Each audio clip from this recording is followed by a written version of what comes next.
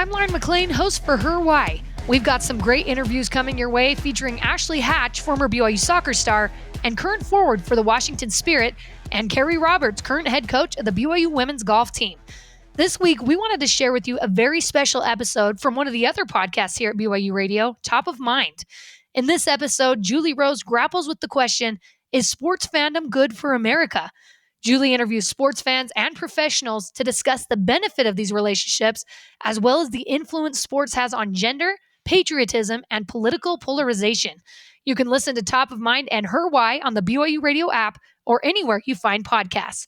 Enjoy Top of Mind, and we will be back next week. I didn't realize That's an interesting question. You know, I've never heard of it from that So let's talk about that. Let's talk about I think you need to come over, stand in my shoes. Agree to disagree. This is Top of Mind. I'm Julie Rose. Each week on the show, we take a topic people feel strongly about, and we go searching for perspectives that help us feel more empathy, hope, and maybe a little challenged. Now, we're not trying to change your mind. We just think that in a world that's so divided, there is power in thinking more deeply about why we see things the way we do. Today, what sports mean for America. My name is Jennifer Molia.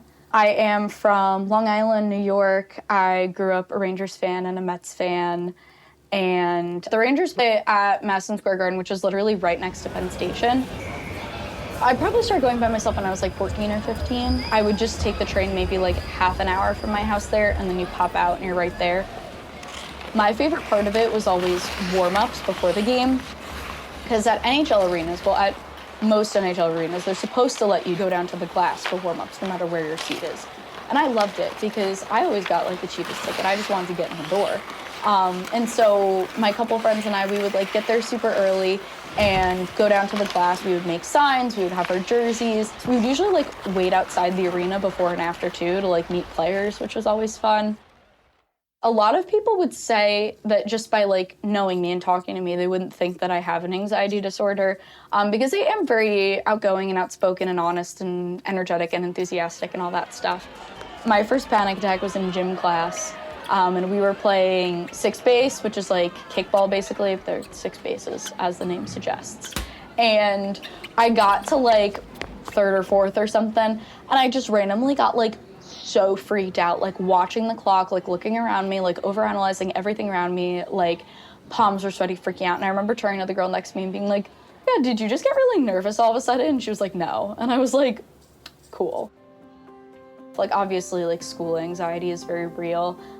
I felt like I wasn't really fitting anywhere. I had like some family things I was trying to work through, so I went to therapy, and she sort of helped me come up with like some coping mechanisms for stuff like that. One of the things that really worked for me was having a sense of like community. I'm big on like the chosen family thing, so you know, going to games was a big way for me to find community, even if I wasn't with friends and I was by myself. You're in a building, and if it's Madison Square Garden, it's usually close to sold out, so you're in a building with all these people, and it's like this common goal and this common thing that you all love and you all root for and cheer for, and you all are happy about the same things and sad about the same things, you know, not in the grand scheme of life, but in this microcosm, in this building. And that was something that I sort of took comfort in, because like, yes, I'm in a space where I probably have nothing in common with a lot of these people the same way that I am like at school, but there was like this common thread that everybody shared. And I just loved that. I loved, you know, wearing the same color jerseys as everybody, and everybody, you know, as soon as the goal gets scored, everybody jumps up out of their seats. Like that was just something that I really found comfort in. And I don't know, I wasn't anxious there. Most Americans identify as sports fans. It's actually more common to be a sports fan in America than it is to be a church-goer. And I'll admit I am one of those people who has often considered that a little worrisome. After all, sports fans are obsessive and tribal and prone to mob behavior, like tearing down goalposts or attacking rivals. Okay, I'm generalizing, but we've all seen the headlines and the viral videos. Would the country be better off if fewer Americans were sports obsessed? Now, plenty of non-sports fans like me might say, yeah, we could do with a lot less of the hyper-competitive, hyper-commercial influence of sports fandom in our society. And many sports fans themselves will say we'd be better off without the bad apples among them who take things too far. But, and much as I find this incomprehensible as someone with zero interest in following sports, being a fan is clearly good for lots of people, like Jen Molia. And we need to get to the bottom of that if we're going to question the value of sports fandom in American society. It's funny because it was always just sort of something that like existed in my life, and I kind of thought that it was like that for everybody. Molia is a sophomore in college now, studying to be a sports journalist. So I'm an only child and my parents are divorced, so that's a whole other can of worms. Whoever's house I was at, it was on TV or on the radio, or we were driving out to a Mets game or something like that. I remember when the Yankees won the World Series in 2009, I was in first grade, and I was so upset because I'm a Met fan. And so I decided that I was gonna go into school the next day wearing my, I think it was an Ike Davis Met shirt. And my mom was like, why? Like, she was like, they're gonna bully you. And so I marched my happy self into class in my little shirt, and they made me cry in my first grade class. They were like, you're so stupid, why are you doing this? Like, the Mets literally suck so bad. The Yankees just won the World Series. And I cried so hard that my first grade teacher was like, go to the bathroom and like fix yourself. Like, I was like in it from like the beginning, for sure.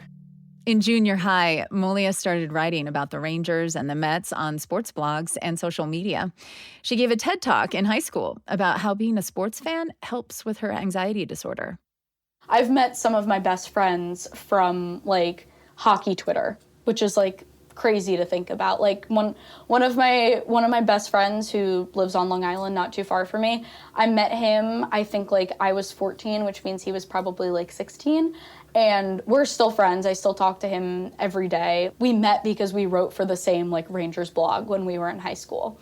Like it's very crazy to think about that. So, do you think that there is can be a downside to sports fandom in particular? Yeah.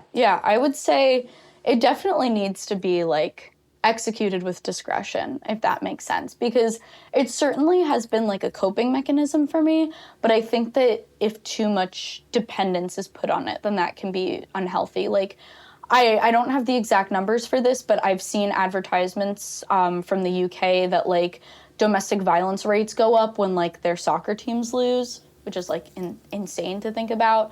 And I wouldn't be shocked if similar statistics came out for like sports in the US. But I definitely think there are people that get too emotionally invested in it. And like gender in sports is definitely an intersection that I look at a lot. Like I remember I went to a game with my dad for Father's Day, and it was a Mets game and they were losing as usual.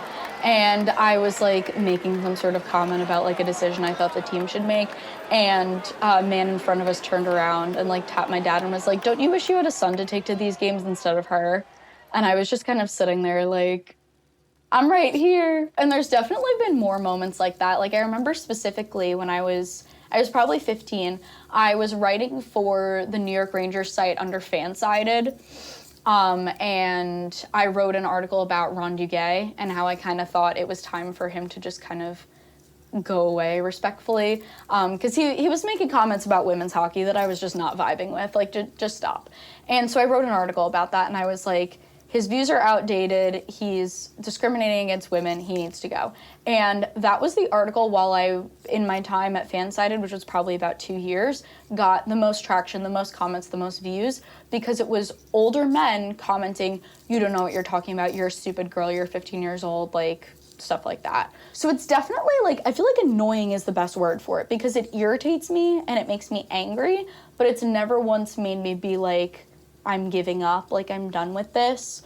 It almost serves as like more motivation, you know what I mean? What role, when you think about your life 10, 15, 20 years from now, what role do you see your sports fandom playing? Well, I hope it can maybe get me a job when I graduate. I think that more places are looking to hire fans. So I definitely think that like having, it sounds silly, but like experience as a fan can almost help you get higher. Like if I can show, hey, I've had a Twitter account since I was 13 where I've talked about sports, and I can show you that I've been following sports on social media for this long, like that can go a long way. Jen Molia's ambitions align directly with her sports fandom. But even if you're not working in sports, there is evidence that the bigger a sports fan you are, the more satisfied you are with your job, and the more friends you have, and the happier you are in your relationships, and the more kindly you look on people of the opposite political party. Sports can be the foundation of some of our most intimate relationships. And I think we want to reframe the conversation around fandom that can actually be a social good, and that we should lean into that. Okay, wait. If sports fandom is a social good, that means it's good for all of us, whether we root for a team or not. How can that be? I'm Julie Rose. This is Top of Mind.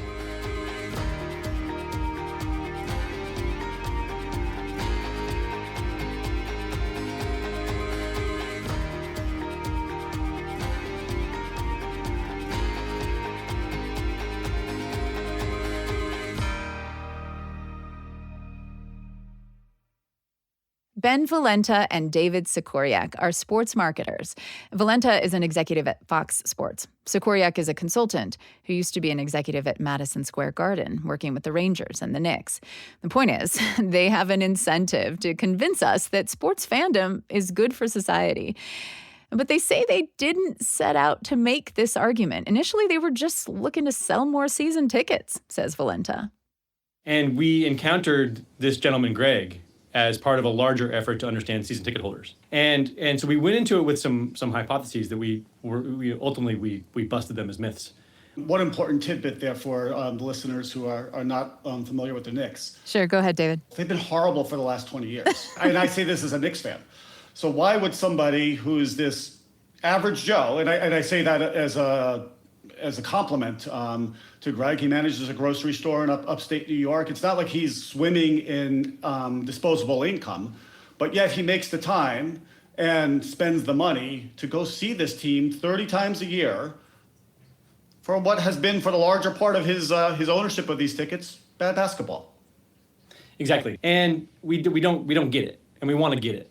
And we go to a game with Greg, and you walk into the garden with Greg, and he knows everybody in his section. This whole network of people comes to life when he walks into the garden. He knows all the ushers, right? He knows the guys running the concession stand. He walks into the section and everybody kind of shouts his name. He starts dapping people up. The people sitting next to him, he has shared the tickets with them. They own a set, he owns a set, and they are lifelong friends. They've only ever interacted with each other in the garden, right? But they know each other's kids. They've watched the kids grow up. They have this like intimacy that you can feel. Like we're sitting there next to them as strangers, observing the interaction, and you can feel the intimacy, right? So we have that experience. Then we go to a barbershop with him. He walks into the barbershop, and the whole situation kind of turns to him, and is focused on the Knicks. It's focused on just everybody kind of giving each other a hard time, talking about their teams and trash talk about the current Knicks iteration. Somebody's a Nets fan, they start kind of like busting his chops. Like this whole like lovely 90-minute interaction kind of unfolds from his Knicks fandom. And then the coup de grace here is we talk to him about who he goes to the games with. That's where this all kind of clicks for us, because we realize that he's not going to the game because of the game. He's going to the game because he's going with his son. So all of a sudden, the commute to the garden, that 90 minutes, it turns out to be a feature, not a bug. We saw it as an impediment to going to the game. Why would you do that? All of a sudden, he's got 90 minutes of one-on-one time with one of his sons, right? To the garden, back from the garden. He's not buying an entertainment product. He's not buying season tickets to this team. It's not about loyalty to the team. He's buying belonging. He's buying that connection with his sons and those people around him. So what was the myth, I guess the hypothesis going in, that this Greg encounter dashed for you? Well, I think the idea that like winning is the most important thing. Like and that we put these things in like a team framework where the winning matters and the product on the court is the most salient piece of the purchase decision. And what we found is that it's not about the people on the court. It's about the people in the stands. So sports fandom is not about sports, really. Exactly. And then at some point we decided, look, if you play this out, if to be a fan is to be part of a community and social relationships are incentivizing the behavior, then the bigger the fan you are, the more friends you should have. And so we wrestled with that for a little bit, found a way to test this quantitatively, put it in our surveys, and it came out every single time that the bigger fan you are, the more friends you have. And then attaching to that, we began, this is where we began pushing it, because like that was an interesting insight, which we then validated. But we just kept pushing. Well, if you have more friendships and you value those relationships more, and you interact with those friends more, and you interact with your family more and value those relationships, well, you should be happier. And as we document in the book, that the bigger fan you are, the happier you are, the more confident you are, the less lonely you are. And we started to see interesting patterns that kind of led us really to push the envelope farther than we ever would have thought into the area of polarization.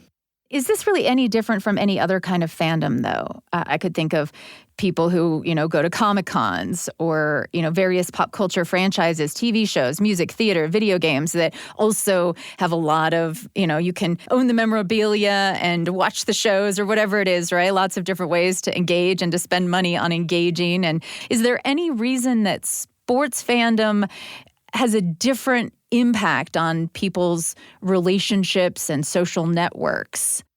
Yes, and there's a couple factors involved here. To start, like Ben and I will say, like if there's other things that you're into that are, relationships are built off of, and you can interact in a positive way with other people, go do it. By all means, you don't need sports to do those things. But there's there's a couple important pieces that differentiate sports than these other things. And the first and the most important here is scale, right? There's half of the American population, by some of our measures, are sports fans. Bumping into somebody and talking, being able to talk. You go into a bar, you could talk the NFL versus talking about the Game of Thrones or the Sopranos or something. You have a greater likelihood of bumping into somebody that can actually talk about sports and have those pleasant interactions.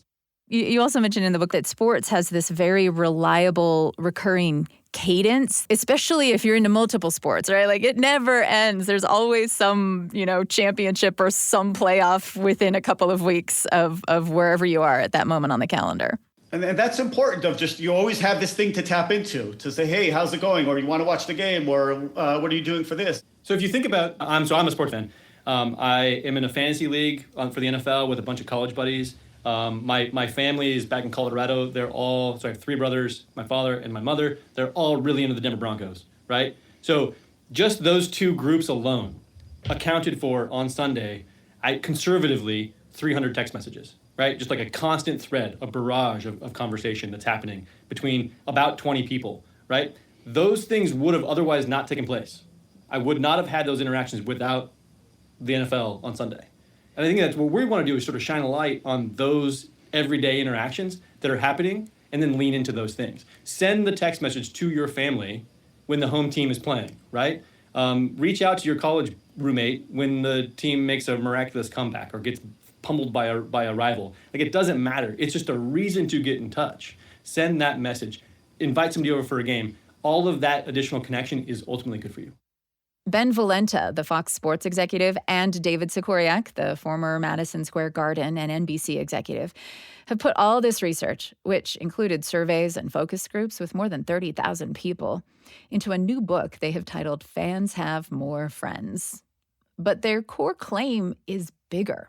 They think sports fandom can help reduce polarization in American society. For example, says Valenta, when they asked about police and racial discrimination on surveys, the super fans, what they call high-value fans, were less polarized politically. If you're a Democrat who voted for Joe Biden and you're a high-value fan, you'll have a higher opinion of the police than if you are a Democrat who is not a fan. And the same works on the other side of the equation. If you are a Trump voter who's a Republican and you are a high-value fan, you will have a better opinion of the Black Lives Movement than if you are a Trump voter who's a Republican who's not a fan. It kind of moves the needle in both directions. So do super sports fans, high-value sports fans who are Democrats, see Republicans more positively and vice versa? Yes. It's called a temperature reading, and it's just like a thermometer scale. From 0 is cold to 100 is hot. You ask Republicans how they feel about the other side, and you ask Democrats how they feel about the other side. And then you split those responses by their engagement with sports. And what we find is that the bigger fan you are, the warmer your feelings of the other side will be, regardless of party. But that's so weird because sports is so fundamentally tribal, right? Like there's always going to be a winner, there's always going to be a loser, and people do get very, very worked up about their teams and about their rivals, and why would being a fan of sports make you less tribal politically? So there's two things, and it kind of goes back to the original conversation here. Like you are socializing more, you have more friends, you interact with more people. And just being exposed to more people is going to soften you in some respect. Us being on an opposite side politically, but if we do share our passion for the Yankees together, we have something to talk about that doesn't fall into that trap. What Dave's describing there is sociologists would call contact theory, right? Like you just are in contact with more different types of people, and therefore you have a broader perspective on the different types of people that are out there in the world, right? It creates more empathy in your approach to the world around you. The second part is identity complexity. So we are polarized on various measures of identity. So whether it's education, religion, race, where we live in the country, and those things are are driving us apart. What sports fandom does, it's an identity. The Dallas Cowboys identity, the example we use is of Stephen when we're talking about identity. He's a Dallas Cowboys fan. He's also Nigerian. His parents came to the country, immigrated to the country through Catholic charities. They found a home in New Jersey. They had 3 boys within a few years of each other. And the way the mom differentiated between the kids' clothes and bed sheets and everything was she bought one kid, Stephen, the Dallas Cowboys, the other Philadelphia Eagles, and the other what was then called the Washington Redskins. And the 3 of them now, they're around 50, have all been shaped by this kind of identity their mom handed down to them. But in Stephen's case, still quite proud of it. And he will tell you he's Nigerian, but he also will tell you in the next breath that he's a Cowboys fan. And the more complex your identity, the less likely you are to sort of identify and demonize another group that's different from you. It dilutes the pull of any of those other one identities, right? So if you add Cowboys fan to a list of 4 identities, now in a relative sense, you've weakened the pull of any one of those 5 identities. That's fundamentally what's happening.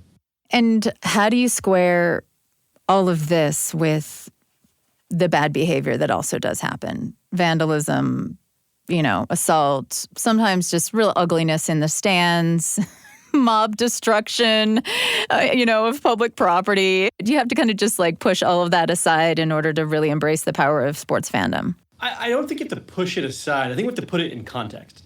We are not trying to look at this space with rose-colored glasses and just ignore that there are some negative aspects to this. I think there's sort of 2 parts to this answer. The first is because sports operate at such scale, they effectively interact with society at large. And so you're going to get bad apples in that group, right?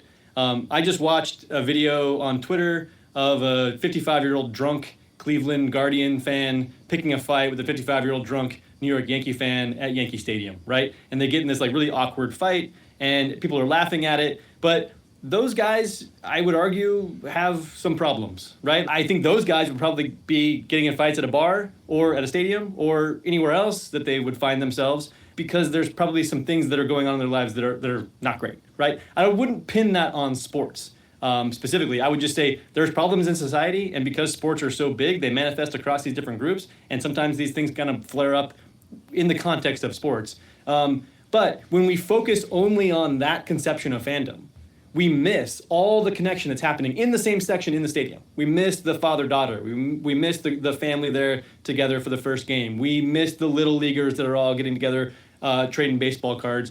We miss the college buddies, so on and so forth. All these different points of connection and positive interactions are missed when we focus on the sliver of bad behavior that's out there. The fact, though, that it's expensive to be a fan, are we saying that the solution to polarization and loneliness, or one big solution or one big tool here, this treatment is also going to cost us? I think there's certain elements of the fan experience that are certainly expensive and the prices are going up.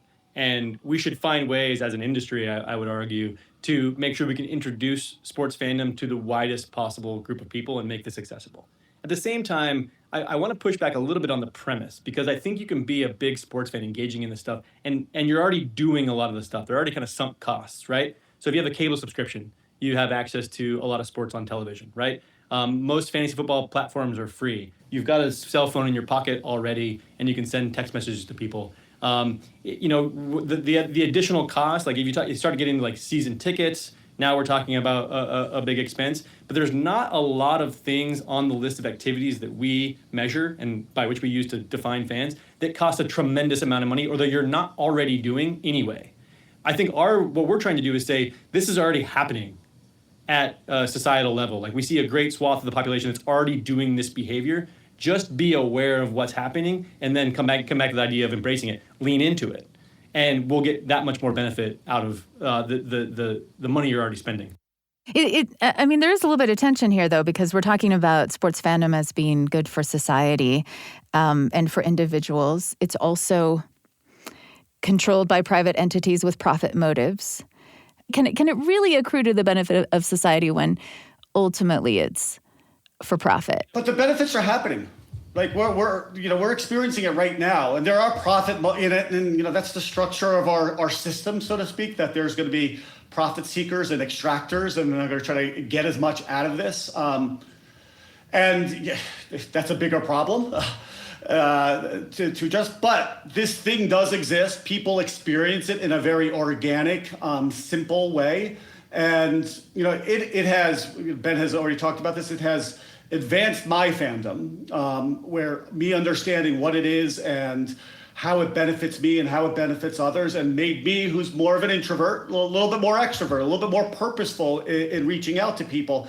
And yes, somebody might profit off of that, my greater interest, but the socialization, the positive kind of knock-on benefits are still happening. Is there any responsibility or anything that you would like to see the leagues themselves, the athletes themselves, the teams themselves do to bolster this good for society? What we're arguing for ultimately when it comes to the teams and the leagues is that we want to reorientate how we think about the business that we're in. Is to say this really ultimately is not an entertainment product that you're selling. It's about connection, it's about belonging. Let's think of the world through that lens. And I think if we do that and accomplish that goal, then we'll all be in a better place. Ben Valenta is Senior Vice President of Strategy and Analytics for Fox Sports, and David Sikoryak is the founder of Dexterity Consulting. They are co-authors of Fans Have More Friends, which is based on their extensive survey and focus group research. Ben, David, thank you so much for taking time today. I really appreciate it.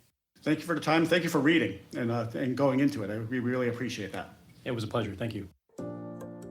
When we decided to do this episode about sports fandom, I admit I came in with a negative bias, not being a fan myself.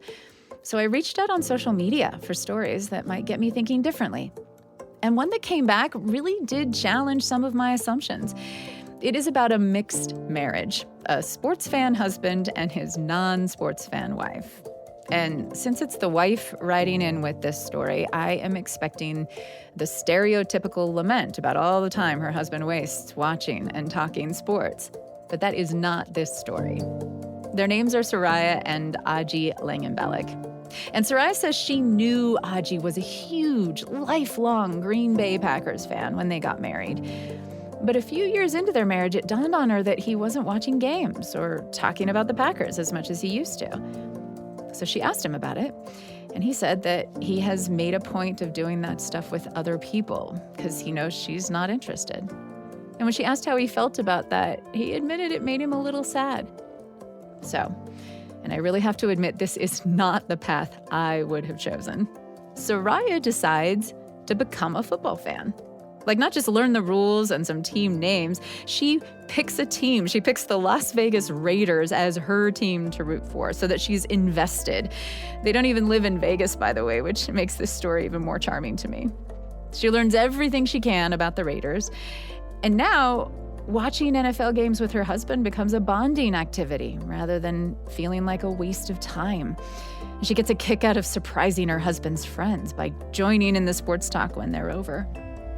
3 years into all of this, they just went to their very first NFL game together as a couple. They traveled to Vegas for it. Soraya wore her black and white Raiders jersey.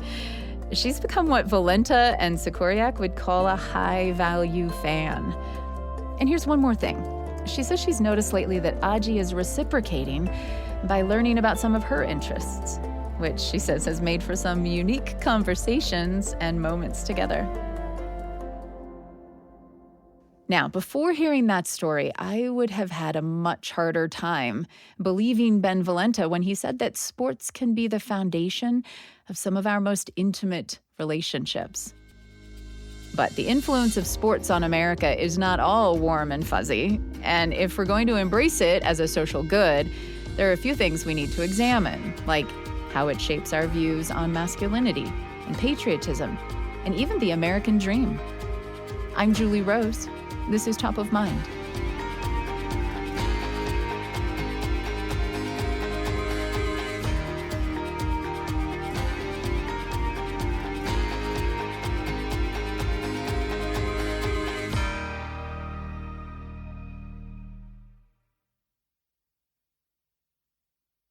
In general, I think the most interesting things about sports are what they can tell us about the non-sports aspects of our world and our culture. This is Mike Serrazio. I'm an associate professor in the communication department at Boston College, and I'm the author of The Power of Sports, Media and Spectacle in American Culture. If a couple of sports marketing executives told you that sports fans have more and deeper friendships, that they're more grateful, that they're happier, that they're even more satisfied in their jobs, would any of that surprise you? Wouldn't surprise me at all, because I would argue that in some ways that's the most important reason for sports.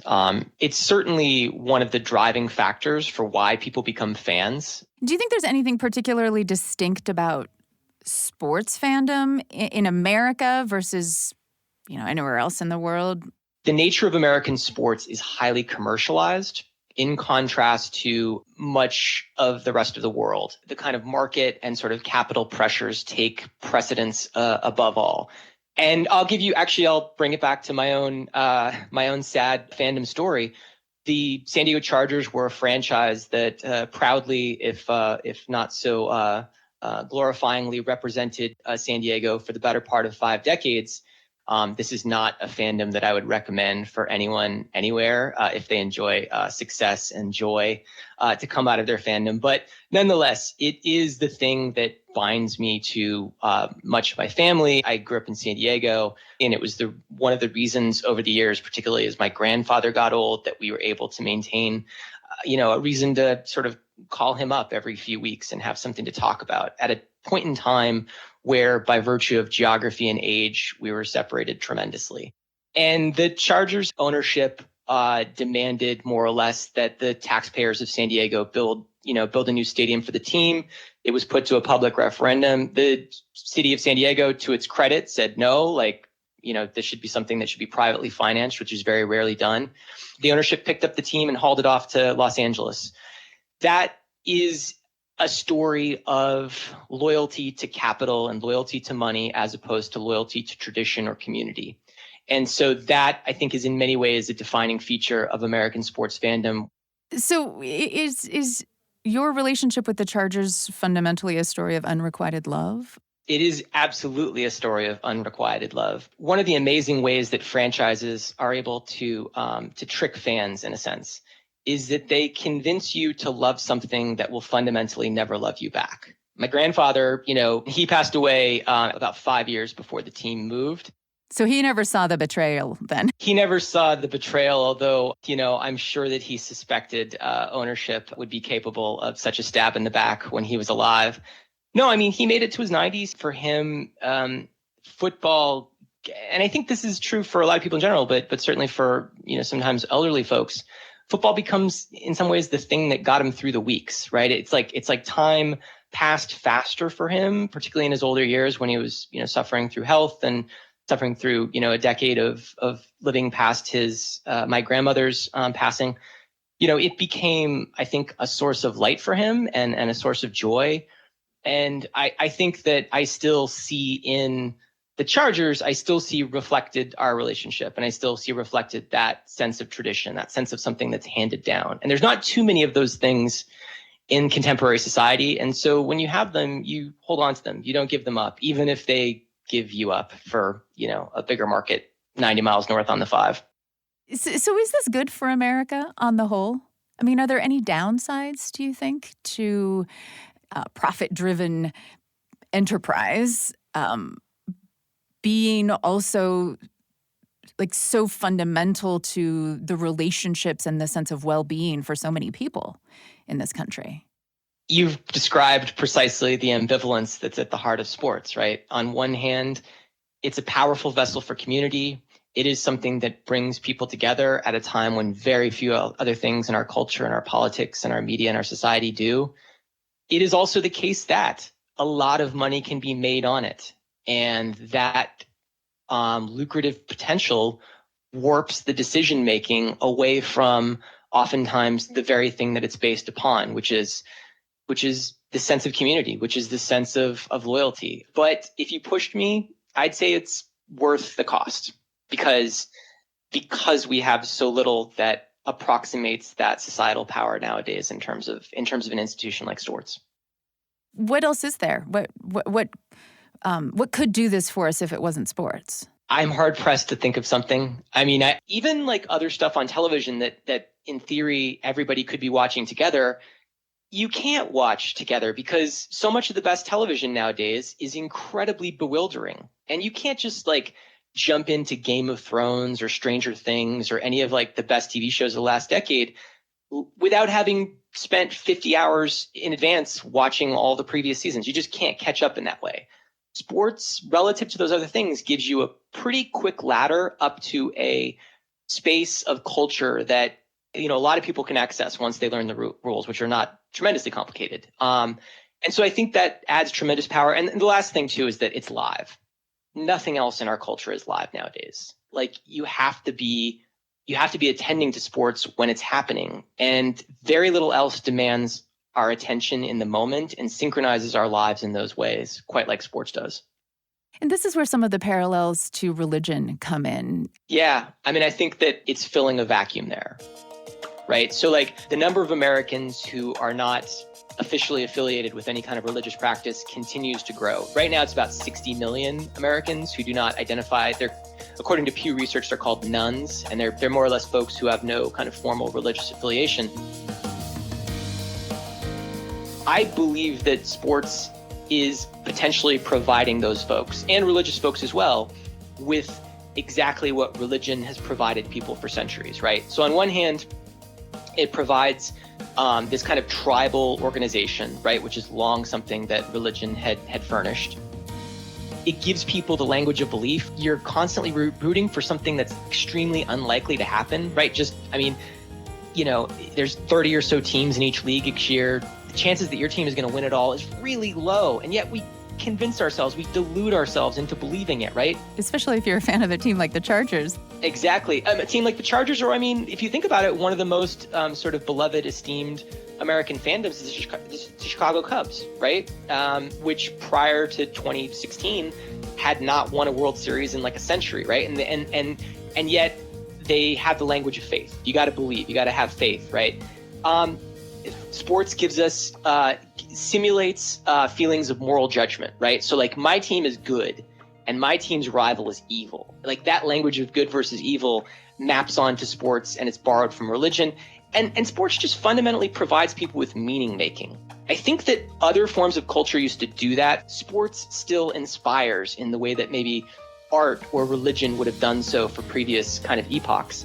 It's something that's handed down in the way that faith is. It's not like, you don't usually have like a a couple that's like Baptist and they have a kid and they're going to raise that kid Buddhist, right? I mean, you don't have a family around here in Boston that's going to bring their kid up Yankees fan.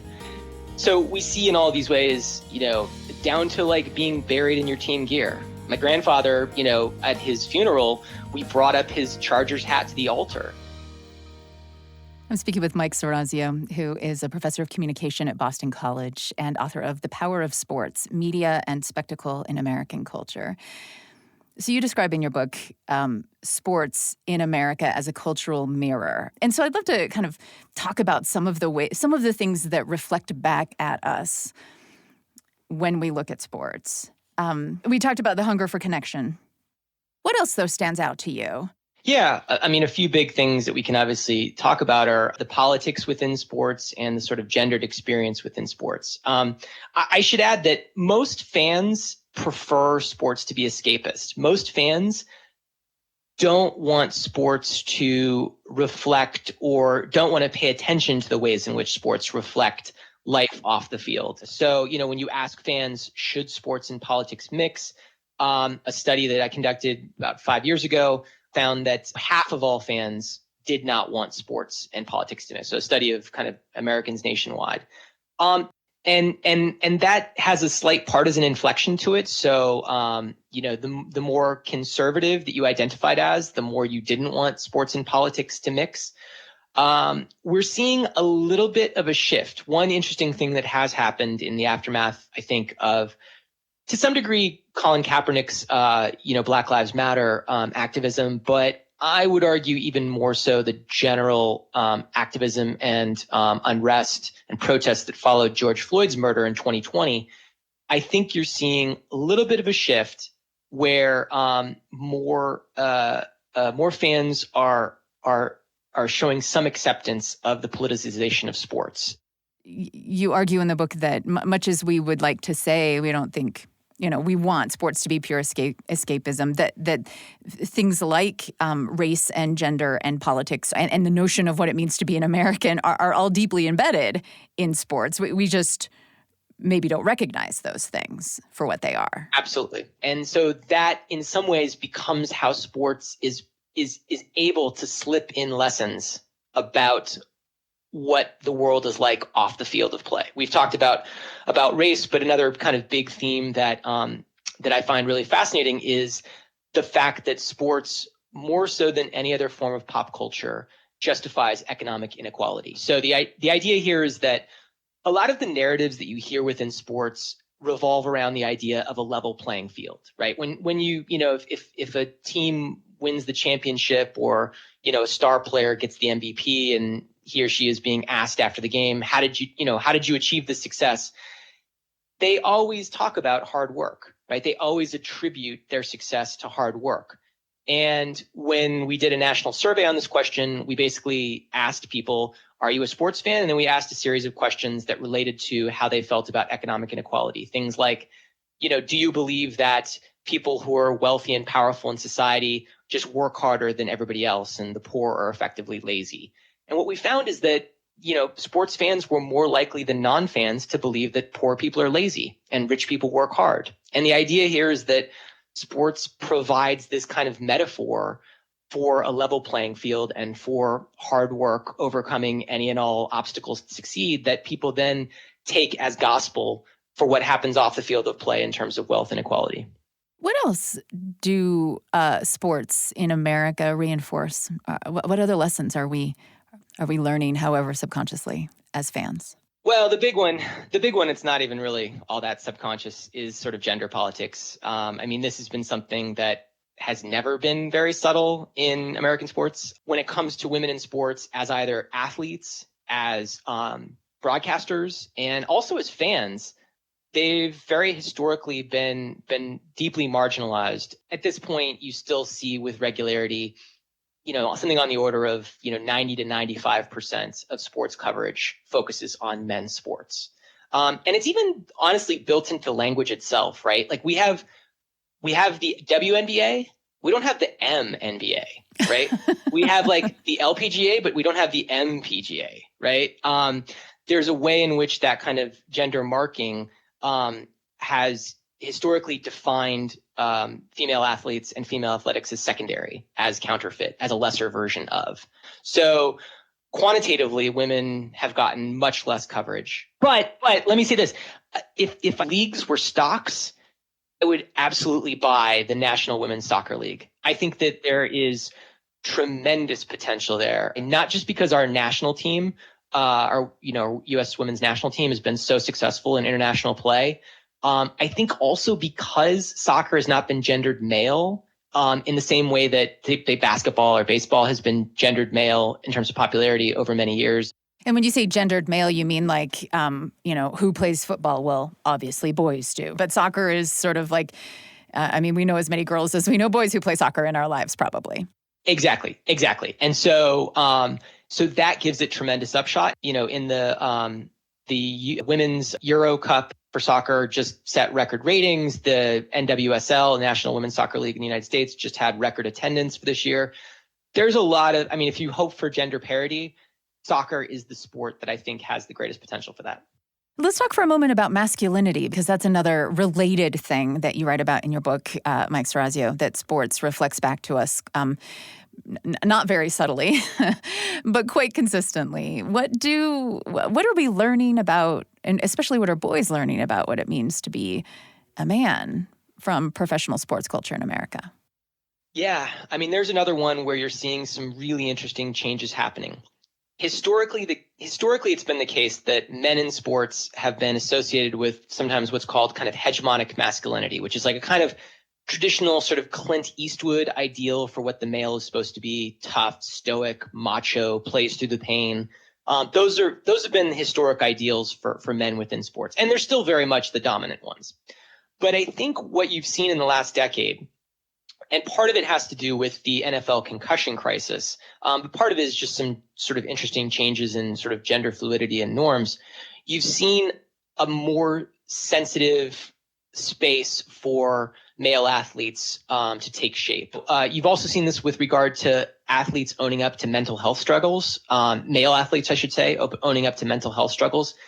And so I think that those are two ways in which, between the concussions and between sort of owning up to mental health challenges, those are two things that are chipping away at that sort of rock-like facade of kind of macho traditional masculinity. It's still the norm. It's definitely, it's that sort of toughness norm is still the norm, but we're seeing some sensitivity creep in. Mike Serrazio, what do sports in America, professional sports, tell us or show us or teach us about national identity? Well, it's a very interesting question. The moments at which we feel a part of the nation tend to be fleeting, tend to be often moments of crisis, right? Perhaps after a September 11th, perhaps, times of war.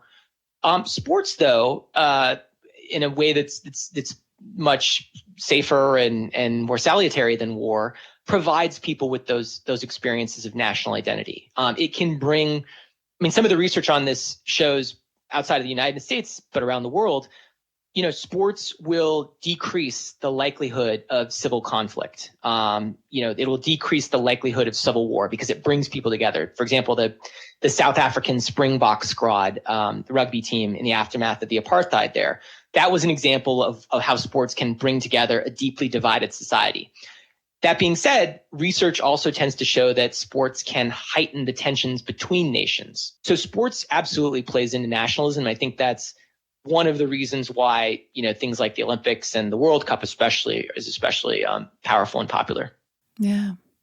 When you think about patriotism, I was just now thinking that the only times I ever put my hand on my heart and sing or listen to the national anthem are at sporting events. Like I'm not in a public school where we do that on a regular basis. And so it just occurred to me that my only patriotic experiences are also centered around sports, which I guess is interesting because oftentimes that also includes, if it's a really big game, that includes fighter jet flyovers and soldiers in uniform, there's also a kind of a strong military component often layered on top of that. Absolutely.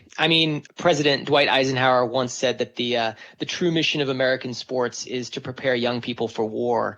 And there's a long tradition in sports going back to like ancient Greece and ancient Rome, where sports was kind of anticipated as preparation for military activity. The fact that, for you and for many fans, the only moment of patriotic expression in a kind of public space is at a sporting event, is something that even kind of increased, particularly during the first decade or so of the War on Terror. You had the Pentagon financing these acts of patriotism on the field of play, whether it be showing soldiers overseas watching the games, whether that be thanking soldiers returning home, featuring service members at games being honored. The Department of Defense was paid advertising. They were paying for the exposure. They were paying the NFL. Yes. And John McCain and I believe it was Jeff Flake of Arizona, they were two of the senators that sort of exposed that something that I think a lot of us had assumed was being done for free was about $10 million that went toward this type of patriotism. And it seems to sometimes have the desired outcome. Our research suggests that sports fandom is correlated with more hawkish military attitudes, right? A belief, say, in that the use of the American military should be a first option in terms of geopolitical strategies. Can you think of any examples of a sports team or franchise that seems to have really taken seriously its role as more than just a diversion, but as a cultural mirror, the influence that they have on our sense of national identity, what it means to be patriotic, what it means to be a man, gender roles, those kinds of things? Are there any examples that you can think of where there's a team sort of owning the fact that they have influence and they want to do better? Nothing immediately springs to mind, and that may be a testament to the groupthink and the cautiousness that often defines extremely lucrative business organizations. So the idea here is that to take any of those steps toward, being more enlightened, being more progressive on any of the ills that face sports would be risky and would risk backlash. And if Kaepernick taught us anything, it's that these leagues do not wish to have controversy in those ways. They don't want to kill the golden goose. Like, sports leagues are a real golden goose right now. And I think taking a step in the direction that you suggest could risk some of that. Mike Serrazio is a professor of communication at Boston College and author of The Power of Sports, Media and Spectacle in American Culture. Can you think of any sports teams that are owning up to their influence on our culture and making changes? We'd love to hear it. Find us on social media or email your thoughts to topofmind@byu.edu. Top of Mind is a BYU Radio podcast. Today's episode was produced by me with help from Elizabeth Miller, Cole Cummings, Kimberly Beck, and James Hoops. Our sound designers are Trent Reimschüssel, Christian Makatel, Mitchell Towsley, and Brandon Lewis. And be sure to leave a review for us on your favorite podcast app. That'll help other people find us and feel the power of thinking again. By the way, we have a new YouTube channel. You can subscribe there as well. Just look for Top of Mind with Julie Rose. I'm Julie Rose, and we'll talk soon.